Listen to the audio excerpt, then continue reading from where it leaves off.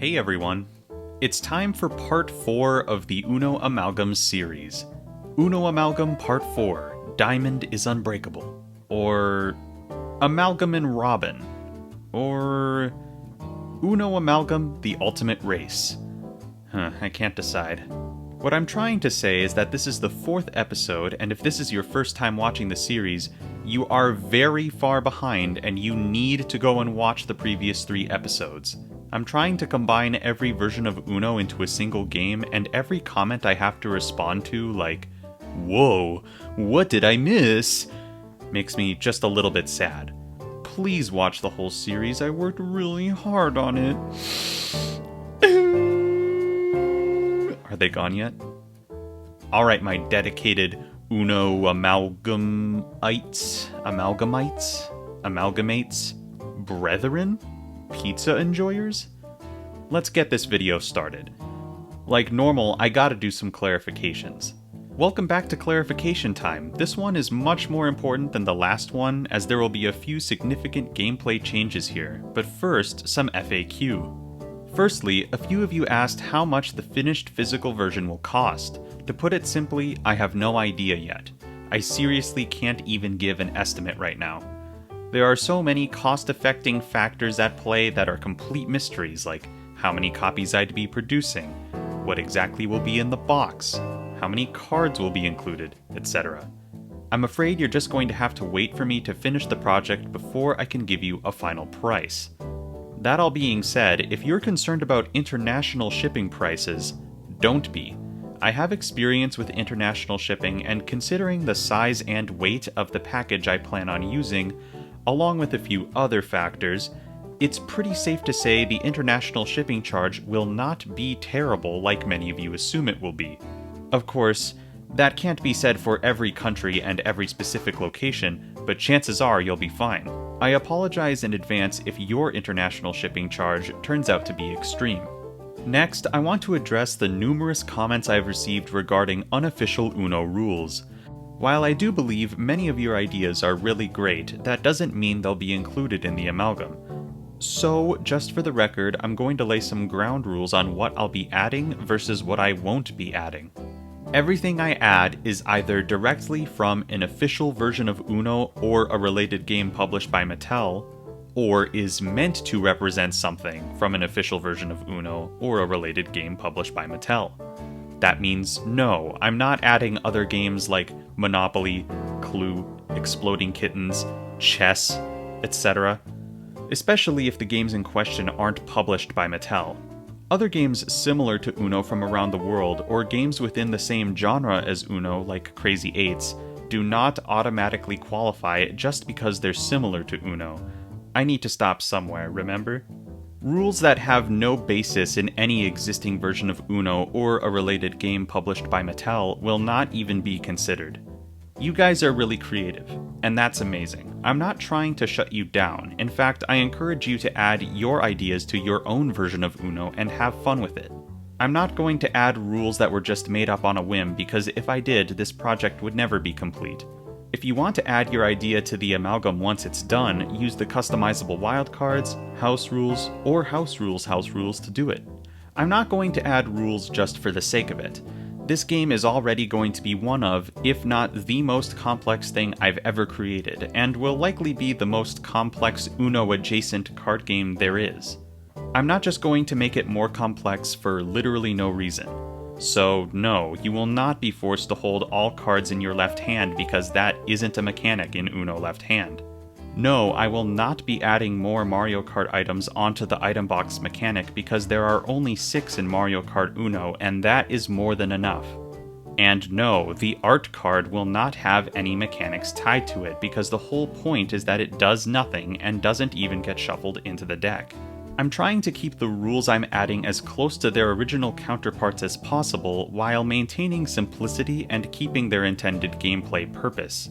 That being said, sometimes sacrifices need to be made for balance, simplicity, or cost saving, so don't be surprised when that happens. Finally, not everything will be added from every version of Uno. At the very least, I want every version with one or more mechanical variations to be represented, but that doesn't mean I'll be adding everything in. Case in point, Uno Blitzo. Alright, that's enough of that. Next, we gotta talk about a new card. The Wild Shuffle Hands card is apparently a card that exists in some base versions of Uno that I didn't know about. So, I'm gonna add it onto a wild card. But what does it do? When you play the card, you take all of the cards from everyone's current hand and shuffle them together. Then, you deal them back out until everyone has the same amount of cards they had before the Shuffle Hands card was played. Super fun, super evil, perfect for the amalgam. Thanks for telling me about this card, guys. Next, some of you are under the assumption that I'm adding too many wild cards to the game and that the ratio of wilds to non-wilds is all out of whack. This is completely incorrect. It's so incorrect, in fact, that currently the opposite is true. As of making this video, I have not added a single physical wild card to the base set that would change the ratio. Customizable wild cards get their own pile, so they don't count in this case. Sure, the amount of wild cards doubled at 2 points, once when the 4 extra colors were added and once when the cards became double-sided, but at the same time the ratio between wilds and colors remained the same. The thing is, as I've been going, I've added tons of extra color cards, physical ones, so proportionally, there are actually more color cards than wild cards compared to base Uno. Obviously, that's still a potential issue, but don't worry, I have a solution. Once I run out of wild cards without symbols, if I need another place for a wild-based symbol, I'll just add 1 extra physical wild card as needed. That way, there will be plenty of space for wild symbols, and the ratios will balance out a lot more. Next, we gotta talk about the wild card problem I brought up in the last episode. I got tons of suggestions, most of which were really good. Thank you guys so much for that. However, the true solution has been revealed by a select few of you. Here's a hint. It doesn't involve dice, or extra cards, or rotating cards, or remembering, or anything like that, which is good because it saves money and is less confusing. I feel foolish for missing this rule back when I talked about Uno Triple Play, but sure enough, it was there. That's right, it's an official rule. In Uno Triple Play, when you play a wild card, you don't get to choose the color. Instead, the player that chooses to play a card on top of the wild card gets to choose the color, by playing a color card on top of it. It's that easy. So this is the solution I'll be going with. While this is a fundamental nerf to all wild cards, it will benefit you just as much as it hurts you. You're just as likely to be playing a card over a wild card as you are to play one, after all. Whew, glad we resolved that one. Alright, everyone get ready, because this is going to be a big change. Many of you have brought up that the cards in the game have a lot of symbols on them. Too many. Primarily the number cards. While this is to be expected, considering I'm combining every version of Uno and this game is meant to be a torture device to the common human, I do get where you guys are coming from. I don't plan on changing what symbols are on the cards, but hopefully this change will make the cards a bit more digestible. So right now, there are 3 main attributes to cards: colors, numbers, and symbols. Colors are what color the card is, numbers are the number in the corner, symbols are in the middle of the card and always trigger a special effect. What I want to do is split symbols into 2 parts. Instead of having 3 or more symbols in the middle of the card, I propose a 4th card attribute I like to call modifiers. Functionally, modifiers will still behave exactly like symbols when their abilities are activated, but they'll have their own space on the card and they'll be smaller. What I would like to do is take a bunch of existing symbols and transform them into modifiers. So what would I classify as a modifier? Well, basically, almost every symbol that I've placed on a number card up to this point. So here's the list.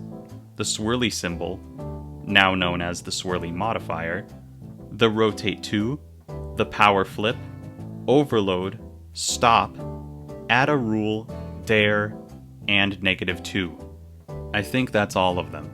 So what's the point of me doing this? Isn't this making the game more complicated? Maybe slightly, but a lot of good things are happening to aid the balance and cleanliness of the game as well. The main difference between symbols and modifiers is that modifiers can't be matched with each other. If this wasn't the case, making a match would have been too easy, and jumping in would have been nearly impossible. This also makes the Uno Quattro win actually not a game-contradicting thing because now you can't match stop symbols to get the win. That being said, aside from a visual upgrade and an easier-to-read design perspective, nothing else has changed. All symbols that are now modifiers function exactly as I described them previously. And even better news, if the list of modifiers remains relatively slim compared to the list of symbols, they might even be able to get a rules card dedicated to their mechanics, so you aren't digging through the instruction manual for those. This whole modifier mechanic was inspired by a few select versions of Uno that have similar symbol distinctions, one of which you'll see in this video. Hopefully this all makes sense, but if it doesn't, don't worry, you won't need to know anything about modifiers for the rest of the video, besides, like, the word modifier. Clarification time? Over. Alright, let's get into the meat of the video now. Since I accidentally added 11 Uno versions last time, I'm only adding 9 this time. But these ones are also very highly requested, just like the last episode.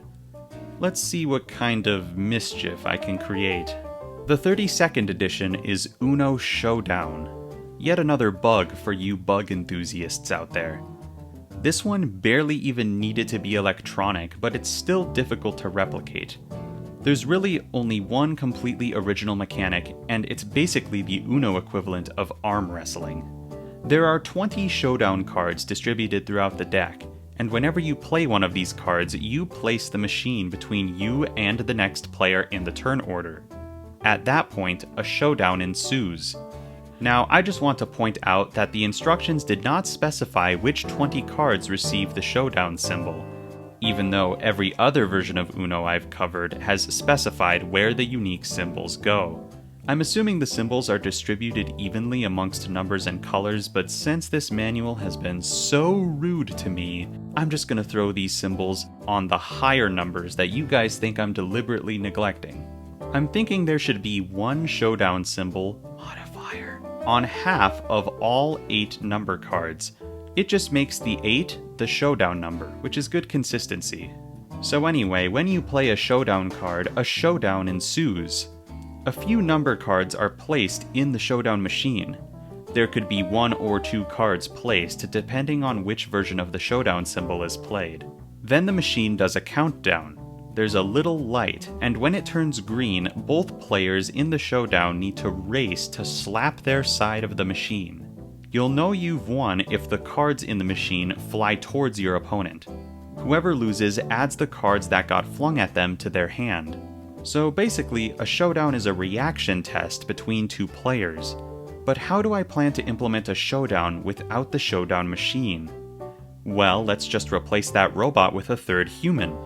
When you play a showdown card, you and the next player in the turn order will now compete in a showdown. Next, choose any other player. It doesn't really matter. They're the machine. The machine will get their hand ready to slap the table while the players in the showdown get ready to respond. The gimmick here is that the machine can slap the table at any time. The people in the showdown need to race to slap the table as a reaction to the machine slapping the table. It's up to the group to decide who the winner of the showdown is. Loser draws however many cards the showdown card indicated. That's a pretty clean solution, huh? Pretty much identical to the machine mechanically speaking. Who needs these bugs? Who needs to spend $16.99 on a used Uno Showdown machine? Not me. Not you. Just use one of your friends or enemies instead. There's one new wild card in Uno Showdown, the Wild Showdown card. When you play this card, you can choose any opponent to face in a showdown, and then you choose how many cards the loser draws. It has to be either 1, 2, or 3 cards though. It's going on a wild card. Boom. Alright, let's take a little detour from Uno once again. If Dos was Uno's sibling, I like to think that Ono 99 is Uno's cousin or something. The 33rd edition is Uno 99. It's not even in the same game genre as Uno, but it was made by Mattel, it has the same art style, and the reverse card also found its way here, so that's more than enough reason to add it to the Amalgam. To win Uno 99, you need to play number cards on a discard pile, but if the value of the pile reaches or exceeds a total value of 99 on your turn, you're eliminated from the game. Obviously, I'm not going to implement that specific mechanic because counting 4 discard piles is something I'm avoiding.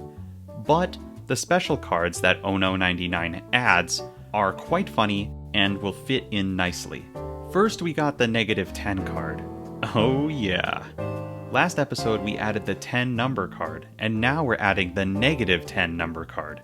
It's literally just another number card, but having a negative number is just so chaotic. 4 more physical cards will be needed for the -10. Now for something even more chaotic, the Uno 99 card. This card is really similar to the 50/50 card from episode 1, as it has a new number and a new symbol. The new number, of course, is 99.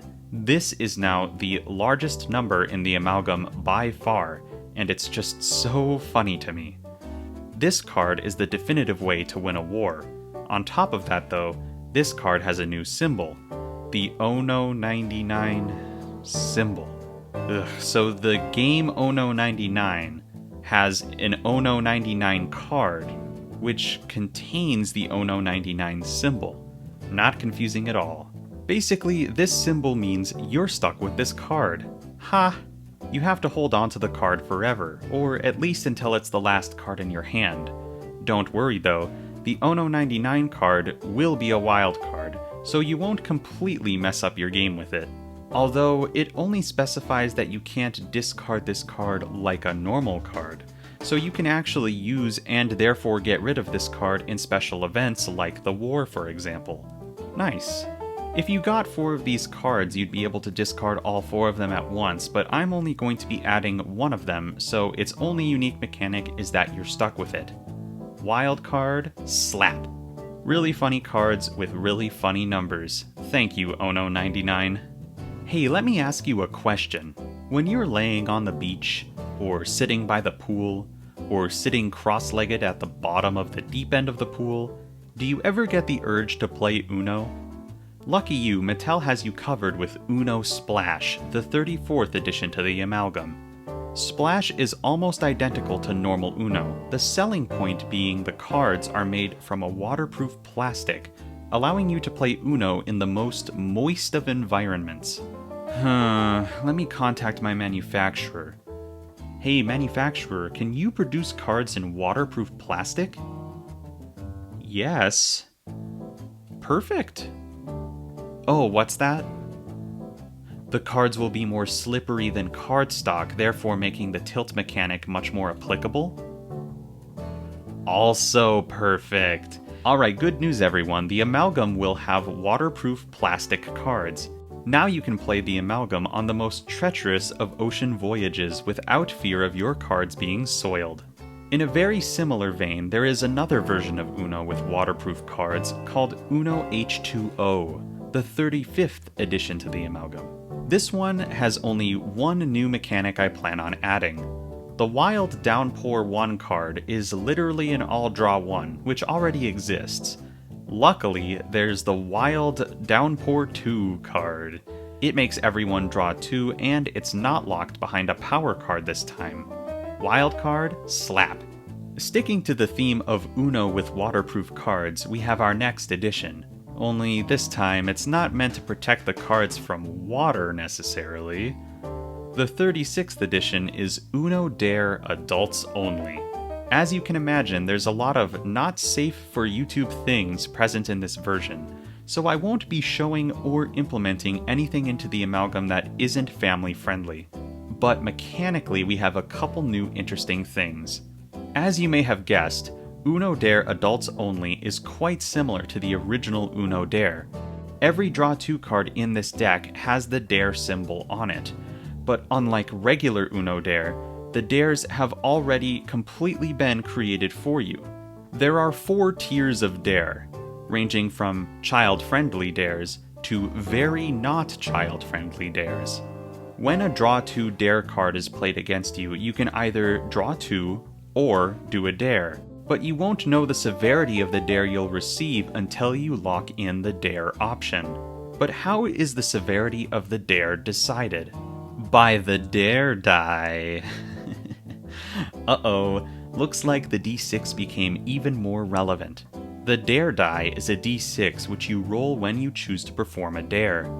4 of the die's faces represent one of the 4 severities of dare. If you roll any of these, that's the severity of the dare you need to do. There are 2 other special symbols on the remaining 2 faces of the die, one of them being the reverse symbol. If you roll this symbol, the person who played the draw 2 dare against you needs to do a dare instead, which means they'd roll the die. If they also happen to roll a reverse, it goes back to you, and so on. The final face of the die contains the truth symbol. If you roll this symbol, the person who played the draw 2 dare card must ask you a truth question, truth or dare style, and you must answer it honestly, or draw 4. So how do I plan to implement this stuff into the amalgam? Glad you asked. This is actually the perfect opportunity for me to add the pre-written dares from the original Uno Dare, which I originally excluded. Just like in the adults-only version, these dares have been categorized, but all of them are family-friendly. There are 16 dares in each category. Some of them will have to be reworded or replaced by the really tame dares from Uno Dare Adults Only, just so the dares fit better. But not many of them will need this. A lot of these dares are pretty solid for a party environment, all things considered, so here are the 4 severities of dares I'll be implementing. 1. Family. These are the easiest and most tame dares. An example would be talk like a sports announcer and narrate the game until your next turn. That just sounds like a fun thing to do to me. Easy. Some of these are genuinely funny though. End every sentence with hippity hop until your next turn and remain perfectly frozen until your next turn are some of my favorites. 2.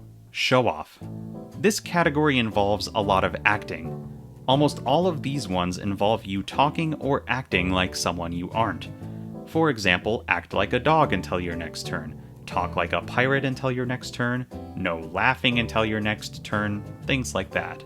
I'm not saying that none of you are, in fact, dogs or pirates, but, you know what, just forget I said that. 3. Daredevil. The theme here is actual challenge.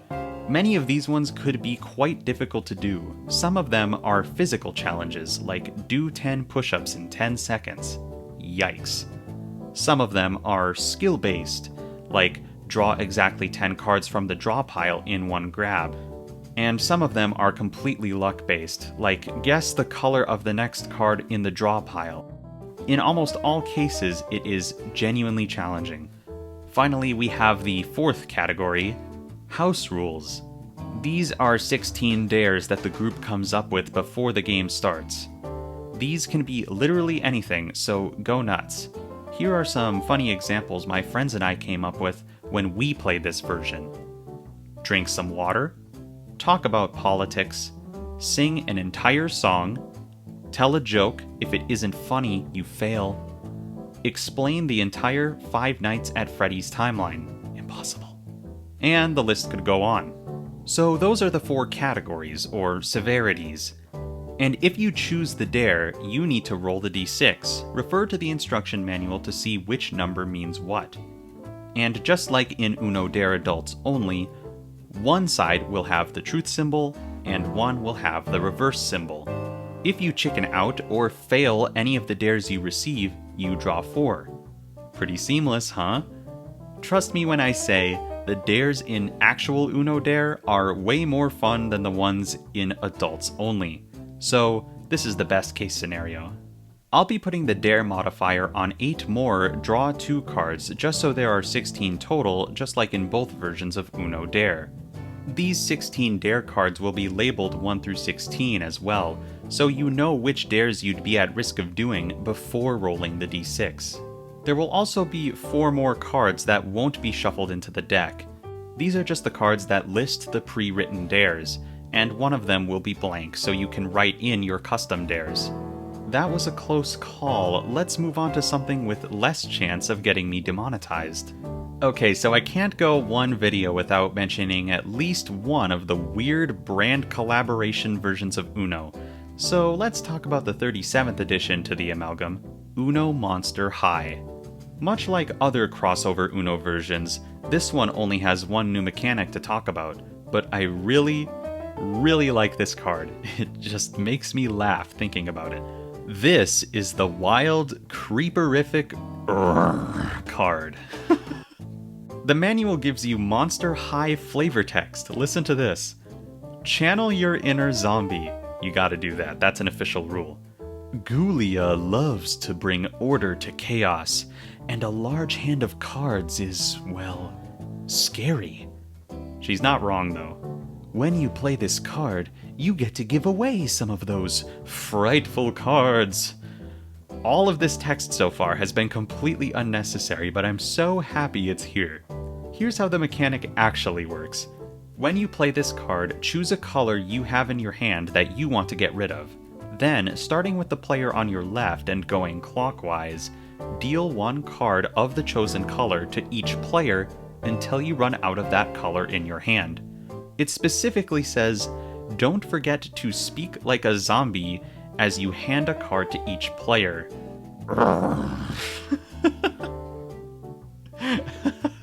Notably, not everyone needs to receive the same number of cards from this mechanic. What a fun card. I actually love this one. Getting forced to act like a zombie as you hand people your cards is so funny. Wild card, slap. Thank you for recommending me this one. I'm genuinely happy this is here. It's time for edition 38, Uno Dice Game. You guys know I love dice, and I love Uno, but this game only has one of those things. Remember when I said that only real Unos have cards? Yeah, this one only has dice, and has nothing to do with Uno, but they sure did slap the Uno branding on it so more people would buy it. Because this is a completely different game, it has completely different mechanics. I'm not going to bother explaining the entire game to you, I'm just saying that it was really hard for me to come up with a way to implement this one cleanly. Here's the basic premise. On your turn, you're rolling 6 d6s, and you're trying to build a chain that either matches numbers or colors.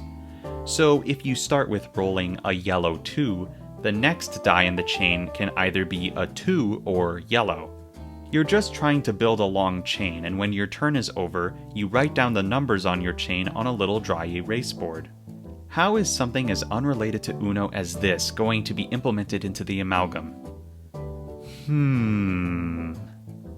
Oh, I have an idea. Obviously, this will not be a flawless transfer of game mechanics, but bear with me. Let's add a new win condition to the game. On one wild card, I'll place the Uno Dice Game symbol. When you play this card, take the d6 and roll it. If you roll a 6, roll until you get a different number. Once you got a number, now you just need to roll the die 5 more times. If you successfully get that same number 5 times in a row, you straight up win the game. Sound impossible? Well, the chances are pretty slim, and that's why if you roll a 6, it's wild. The 6 can count for any of the other numbers on the die, so that helps your chances a little. Of course, you still have less than a 1% chance of winning this way, but it would be so hype if you did, let's be real. And that's it. That's all from Uno Dice Game. If Mattel wanted me to add more Uno Dice Game content to the Amalgam, then they would have made the dice game an Uno game instead of a luck-based game that has nothing to do with Uno. Now we have 3 win conditions: discarding all of your cards, getting 4 in a row, and getting the matching dice rolls with this new symbol. Boy, that sure is more than one way to win. We probably don't need any more of those. Edition 39, the penultimate edition in this episode, is Uno Stacko. This one is a popular request. It's literally just Jenga with base Uno mechanics. Man, Uno loves to impersonate other games, huh? Each Jenga block has a number and color, and when you place a block, the next player can only move blocks matching the number or color. There's also skips and reverses, which work just like in normal Uno, and the draw 2 blocks, which make you move 2 blocks on your turn. Pretty predictable set of rules, honestly, but I'm not going to include any of those because they already exist in the Amalgam. And I'm not including the Jenga tower, cause while it may not be a bug, it sure is big and annoying. So that really only leaves one thing for me to include from Uno Stacko, the wild block. Except this won't be a block, it'll be a card. This will function as a wild card, except you won't be able to play it on any color. Just like the block itself, this card will be purple, not black. So it can only be played on purple cards, and is exclusive to purple in general. This is basically just a weaker version of the wild card, but it's really the only way to reasonably include Uno Stacko, so here it is. I'm going to include 2 physical cards for this one, similar to what I did with the 50/50 card. Perhaps more color-exclusive cards will be added in the future. Last but certainly not least, we have the 40th addition to the Amalgam. Uno Show 'em No Mercy. This game was made for me, and this Amalgam. It literally just released. It has some of the most brutal mechanics ever, and will completely change the way the Amalgam is played. So this one is a little important, I guess. First, let's talk game rules, because Uno Show 'em No Mercy adds a lot of them. These first few rules are common house rules included in various versions of Uno, but in No Mercy, they're official rules, so that means they're official rules in the Amalgam as well. For the first rule, if you don't have a match to make on the discard piles during your turn, you must draw cards until you draw a matching card, not just one card. Yikes. When you get the matching card, you play it immediately. This is brutal, as you can imagine, but it comes up less than you'd think. Next, we have straight up stacking. Draw-based cards like draw 2s and 4s can be stacked on top of each other to pass the effect onto the next player.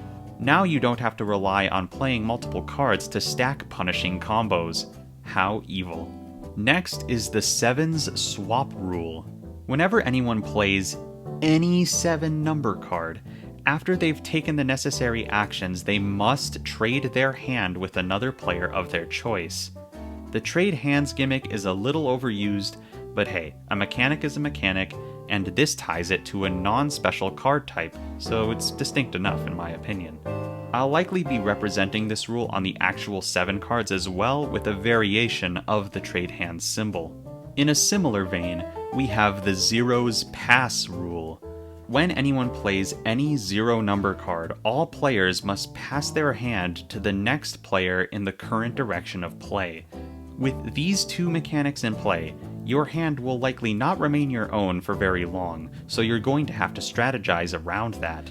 These rules alone have already made the game a lot more chaotic, but the last game rule in Uno Show 'em No Mercy is the one that changes everything. Ironically, it's called the Mercy Rule. If at any point, any player has more than 25 cards in their hand, they are completely eliminated from the game. How brutal, how ruthless, how unapologetic. You're living up to your name, No Mercy.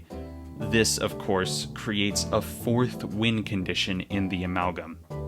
If all other players are eliminated from the game, and you're the last one standing, you win by default. This will change how people play the game. With this mechanic in play, there won't be any of this being nice and holding back nonsense. The more cards other players draw, the better. Unless, of course, your hand gets swapped and you get eliminated next turn. Lol. If you're playing multiple rounds, the eliminated players get to join back in, which is nice. It should be noted that this edition changes the way scoring works as well. If you're the one to eliminate a player, you get a 250 point bonus. And you need to reach 1,000 points in order to win. So I guess I'll have to remember that when I finally talk about scoring at the end of the series. Now let's talk about the special cards from No Mercy. A few of them are already represented, so I won't be talking about all of them, but the new ones. Ooh boy.